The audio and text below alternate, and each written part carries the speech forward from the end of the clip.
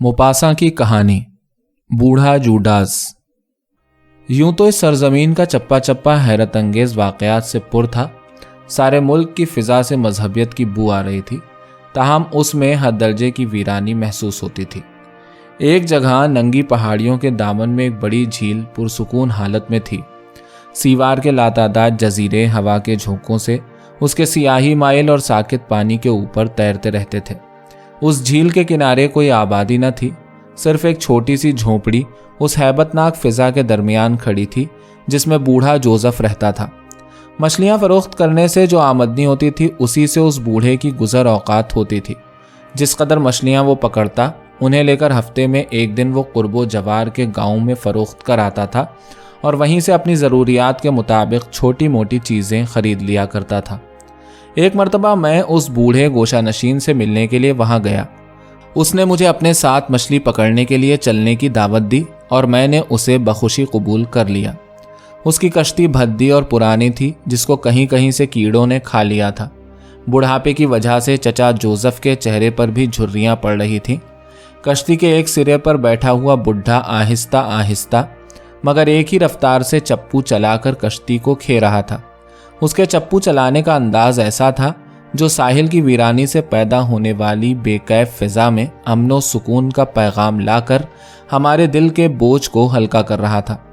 मुझे ऐसा महसूस हुआ गोया पुराने ज़माने का कोई आदमी उस पुरानी कश्ती में मुझे बिठाकर सदियों पीछे की दुनिया की सैर करा रहा है।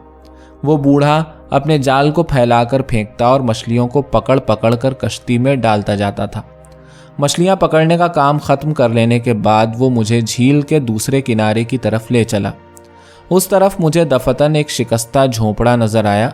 उसकी दीवार पर सुर्ख रंग का एक बड़ा सा क्रॉस बन रहा था जो सूरज की अलविदाई किरणों में इस तरह चमक रहा था गोया किसी के लहू से रंगा गया हो। वो क्या है? उसकी तरफ इशारा करके मैंने दरियाफ्त किया। वही मकाम है जहां जूडास मरा था। सहम कर और अपने ऊपर क्रॉस बनाते हुए उसने कहा। क्रॉस बनाने से बूढ़े का मकसद गालिबन ये था कि हज़रत ईसा का क्रॉस उसकी हिफाजत करे। मैं उसका जवाब सुनकर ज़रा भी परेशान नहीं हुआ। मैंने फिर पूछा, जूडास? कौन जूडास? एक आवारा यहूदी, उसने जवाब दिया। मैंने उससे पूरा किस्सा सुनने की ख्वाहिश जाहिर की। वो किस्सा बहुत ही ताज़ा था और इसके साथ ही सच्चा भी था। चुनांचे किसी कहानी की बनिस्बत उसके सुनने में बड़ा मज़ा आया। सबसे ज़्यादा खूबी की बात यह थी कि बूढ़ा जोसेफ जूडास से बखूबी वाकिफ था, इसलिए उस किस्से में गोया जान आ गई। बूढ़े ने कहना शुरू किया, इस झोपड़े में पहले एक ऐसी औरत रहती थी जिसके खाविंद ने उसे छोड़ दिया था। वो भीख मांगकर अपना काम चलाती थी। उस औरत से पहले इस झोपड़े में कौन आबाद था, इसके बारे में बूढ़े चचा को कुछ मालूम न था। शाम के वक्त की बात है।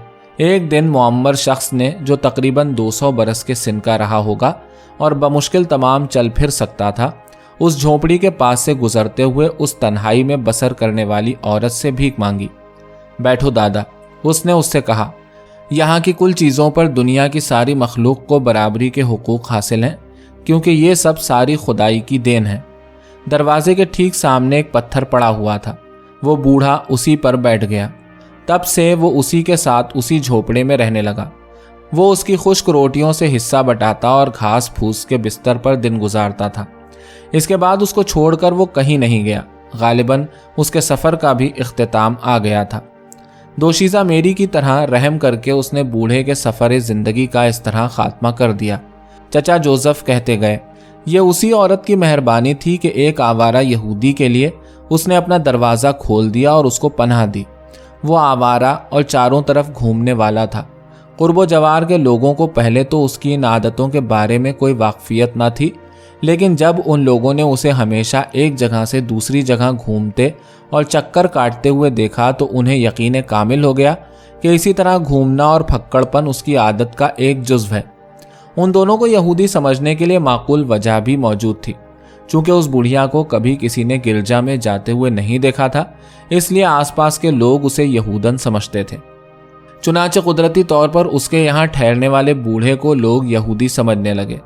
देहात के छोटे छोटे बच्चे जब यहूदन बुढ़िया को भीख मांगने के लिए आते देखते तो झुंड के झुंड उसी के पीछे इकट्ठे हो जाते और यहूदन आई कह कहकर खूब शोर मचाते। جب بوڑھا بھی وہیں رہنے لگا تو دونوں ایک ساتھ ہی قرب و جوار کے گاؤں میں بھیک مانگنے کے لیے جانے لگے۔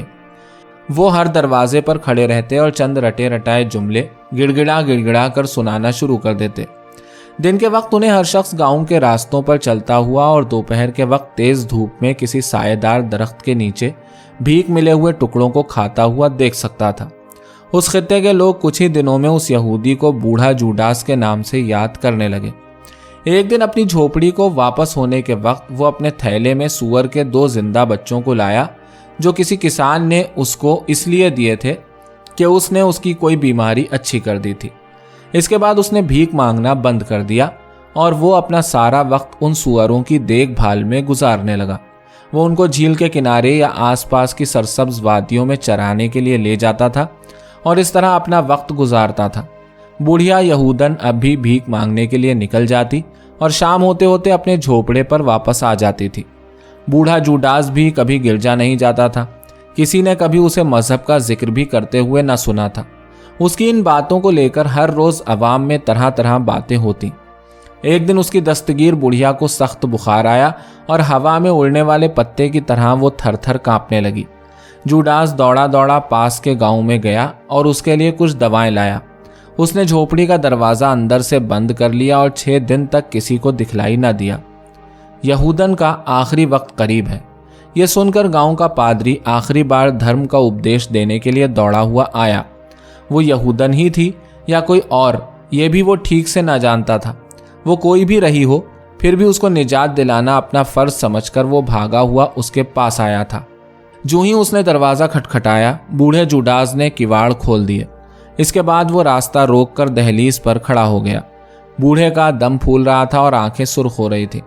اس کی لمبی اور سفید داڑھی زوروں سے ہل رہی تھی اور کسی غیر زبان میں وہ گالیاں بک رہا تھا۔ پادری نے کچھ کہنا چاہا، روپیہ، پیسہ اور ہر بات سے مدد دینے کا وعدہ بھی کیا، لیکن بوڑھا جوڈاس سب کچھ سنی انسنی کر کے دونوں ہاتھوں کو زور سے پھینک پھینک کر اسے اسی طرح کوستا ہی رہا۔ بوڑھے کی ناقابل برداشت پھٹکار سن کر بیچارہ پادری الٹے پاؤں لوٹ آیا۔ جوڈاس کی رفیقہ دوسرے دن اس جہان سے رخصت ہو گئی۔ جھوپڑی کے سامنے ہی اس نے اسے دفن کر دیا۔ وہ لوگ اتنے پست تھے کہ آس پاس کے لوگ ان سے کسی طرح کا سروکار نہیں رکھتے تھے۔ لوگوں نے پھر دیکھا کہ جوڈاس نے سوروں کے چرانے کا اپنا کام پھر باقاعدہ طور پر شروع کر دیا۔ وہ پہلے کی طرح بھیک مانگنے بھی نکل جاتا، لیکن اب اسے کوئی چیز بڑی مشکلوں کے بعد ملتی تھی، کیونکہ پادری کے ساتھ اس کے ناروا سلوک کا چرچا ہر گھر کے لوگوں کی زبان پر تھا۔ آخرکار اس نے ان سب کاموں سے کنارہ کشی اختیار کر لی اور کہیں غائب ہو گیا۔ یہ واقعہ ایسٹر کے ہفتے میں پیش آیا۔ کسی نے بھی اس کے اس طرح سے غائب ہو جانے کی طرف توجہ نہ کی۔ ایسٹر کے اتوار کی بات ہے، کچھ لڑکے لڑکیاں جھیل کے کنارے کنارے کھیلتی کودتی ہوئی اس جھوپڑی کی اور نکل پڑی تھیں۔ ان لوگوں کو جھوپڑی میں زور کا شور و غل سنائی پڑا۔ تالا لگا ہوا تھا، لیکن لڑکے اسے توڑ کر اندر داخل ہو گئے۔ دونوں سور جیل خانے سے چھوٹے ہوئے قیدی کی طرح نکل بھاگے اور پھر کبھی دکھائی نہ پڑے۔ بچوں کا گروہ اندر داخل ہو گیا۔ فرش پر انہوں نے کچھ چیتھڑے پڑے دیکھے۔ بوڑھے جوڈاس کا ٹوپ ایک طرف لٹک رہا تھا، کچھ ہڈیاں ادھر ادھر بکھر رہی تھیں، خون کے دھبے سوکھ رہے تھے اور کھوپڑی کے گڈھوں میں گوشت لگا ہوا تھا۔ اس کے سوروں نے اسے اپنی خوراک بنا لیا تھا۔ یہ واقعہ گڈ فرائیڈے کے دن دوپہر میں 3 بجے کے قریب پیش آیا۔ اپنے قصے کو ختم کرتے ہوئے بوڑھے جوزف نے کہا، تمہیں یہ کیسے معلوم؟ میں نے دریافت کیا۔ اس میں شک کی کوئی گنجائش ہی نہیں، اس نے جواب دیا۔ میں نے اس کو یہ سمجھانے کی کوشش نہیں کی کہ یہ بھی ممکن تھا کہ جھوپڑی میں مالک کی وفات کے کچھ ہی عرصے بعد بھوکے سوروں نے اسے کھا لیا ہو۔ دیوار پر جو کراس نظر آ رہا تھا اس کے بارے میں کچھ نہیں کہہ سکتے۔ اچانک ہی وہ ایک دن صبح اسی جگہ اس انوکھے رنگ سے بنایا ہوا نظر آیا۔ کوئی نہیں جانتا کہ اس کا بنانے والا کون ہے۔ تب سے ہر ایک کو یقین ہو گیا تھا کہ چکر لگانے والے یہودی نے اسی مقام پر موت کو ہم آغوش کیا ہے۔ میں خود بھی اس قصے کی سچائی پر تقریباً 1 گھنٹے تک یقین کرتا رہا۔